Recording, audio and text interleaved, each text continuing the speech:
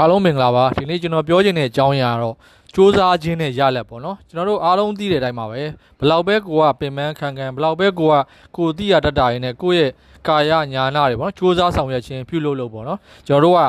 တကယ်ပေါ့နော်အလုပ်တစ်ခုမှာကျွန်တော်တို့သေချာစနစ်တကျလုပ်ငန်းရဲ့ဆောင်ရွက်တဲ့လမ်းစဉ်သူ့ရဲ့ဖြစ်ပေါ်လာတဲ့အခြေအနေတွေအဲ့ဒါအားလုံးကိုသုံးသပ်ပြီးတော့ပေါ့နော်ကျွန်တော်တို့စူးစမ်းမှုတွေကျွန်တော်တို့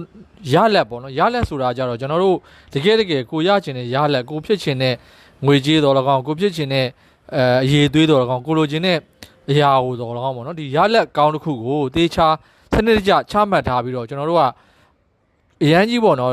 စူးစမ်းပြီးတော့မဖြစ်မနေကိုအချိန်တွေလူတွေပင်ပန်းသွားပြင်မဲ့လေကျွန်တော်တို့ဖြစ်ချင်တဲ့အရာအလုံးကတော့ကိုချမှတ်ထားတဲ့ရလက်အတိုင်းပေါ့နော်ဖြစ်ပေါ်နိုင်တာရှိသလိုတချို့နေရာမှာလည်းရလက်ဖြစ်ပေါ်နိုင်တဲ့ပေါ့နော်အခြေအနေအားလုံးများလည်းမရရှိတဲ့ဟာမျိုးလည်းတွေ့ရှိရပါတယ်။ဘာဖြစ်လို့ကျွန်တော်တို့ကစူးစမ်းတိုင်းနဲ့အရာအားလုံးအောင်မြင်တာမဟုတ်သလိုကျွန်တော်တို့ကလည်းရလက်ဆိုတာကလည်းကျွန်တော်တို့ချမှတ်ထားတဲ့ရလက်အဖြေတွေအားလုံးကလည်းကိုမျှော်မှန်းထားသလိုပေါ့နော်ဓာတ်ထိဖြစ်လာမယ်ဆိုလို့လည်းကျွန်တော်ကမျှော်မှန်းထားတိကျတွက်ချက်ထားလို့မရပါဘူးဒါလေးကိုကျွန်တော်ရဲ့အတွေ့အကြုံကျွန်တော်ရဲ့အသိပညာကျွန်တော်ရဲ့လက်တွေ့ဆောင်ရွက်နေတဲ့အချက်များပေါ့ပေါ့နော်ဒါလေးတွေကိုကိုးကားပြီးတော့ကျွန်တော်ပြောကြားချက်များအားလုံးနေ့စဉ်နားထောင်ပေးကြတူတယောက်ချင်းအားလုံးအများကြီးကျေးဇူးတင်ပါတယ်